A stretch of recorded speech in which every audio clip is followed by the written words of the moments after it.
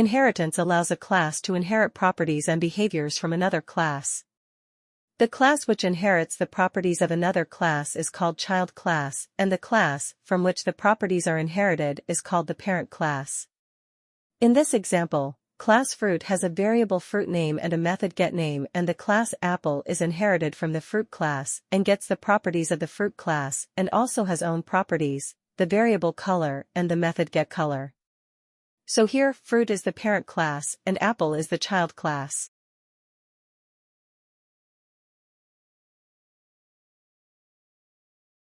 Let's see how we can implement this. First, let's create the fruit class. Here, the open keyword is used to make the class inheritable for other classes to inherit properties from this class. If we don't use the open keyword, the class cannot be inherited by another class, because by default a Kotlin class is final, which means it can't be inherited. Let's declare the variable fruit name and the method getName.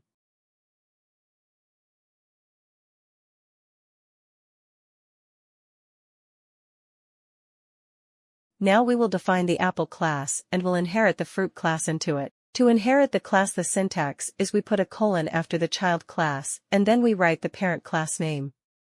Now the fruit class properties are inherited in the apple class. Let's declare the variable color and the method getColor of the apple class.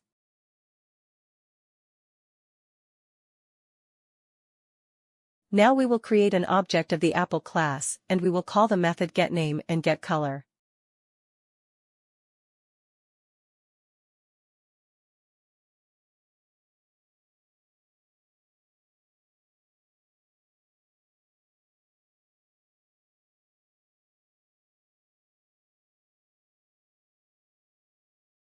Alright.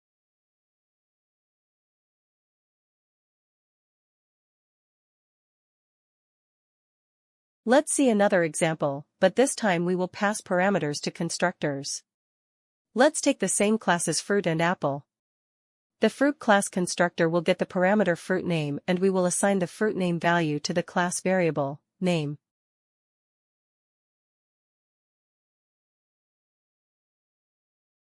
Define the method getName.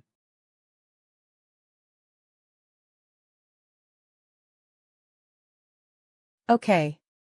Now we have to define the apple class. When we have a parent class who has a parameterized constructor, we need to write those parameters in the child class constructor. When we make an object of the child class, the parent class constructor gets called. So the child class constructor must have the number of parameters the parent class constructor has. And we need to write them in the same order. The child class can have more parameters, its own parameters. But it cannot have less parameters than the parent class constructor. Here, the fruit name will be passed to the fruit class constructor and the color will be received in the apple class and will get assigned to the color variable.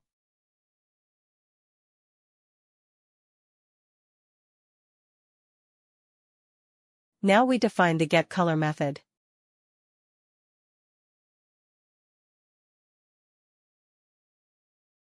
Now let's create an object of apple class and pass the two values for fruit name and the color.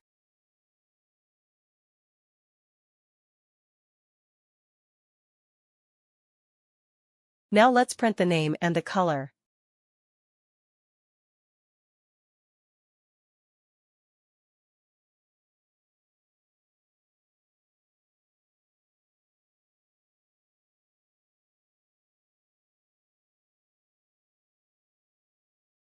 Alright.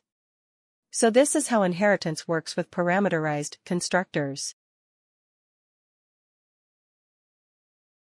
Exception handling is a mechanism used in programming languages to deal with unexpected or erroneous situations during the execution of a program. In Kotlin, exceptions are objects that represent abnormal situations and can be caught and handled to prevent program termination. In Kotlin, the try block is used to enclose the code that might throw an exception. If an exception occurs during the execution of the try block, it is caught and handled by the corresponding catch block. In this example, the divide function attempts to perform division, and if a division by 0 occurs, an arithmetic exception is thrown. The try block is used to enclose the code that may throw an exception. If an exception occurs, the corresponding catch block is executed, where you can handle the exception. In this case, it prints an error message indicating that division by 0 is not allowed.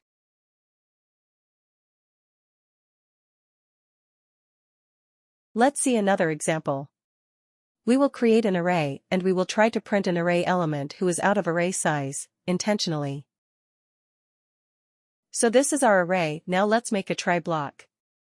And print an element out of array size.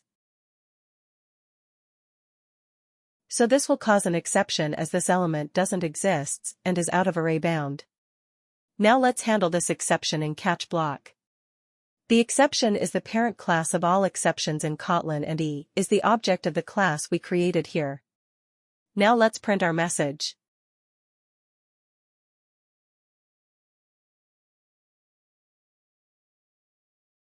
Alright.